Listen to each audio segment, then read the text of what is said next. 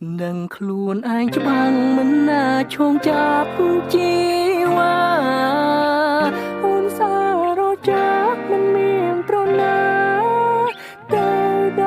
ល់បងទៀតស្មារតីអារម្មណ៍ស្រីនេះអូនសឹកខ្ពស់ក៏មេឃអូនជាតួឯកអូនសំផ្លាញ់នៅក្នុងឋានមានកវេអារូបបងគ្មានមួយទេមកចេះតែច្រៀងតែអូនលឺទេអូនលឺទេអូនចូលចិត្តទេមកដួងច័ន្ទមិនសឹងមានមាត់ជាព្រះទឹកគឺពិតជាសំណាងខ្លាំងបង្កត់ដូចចាំងកំពុងលឺមកកាយនេះពេលរាត្រីពេលនោះពន់លឺតែមួយគត់គឺពីរនឹងច័ន្ទមកផែនដីស្នេហា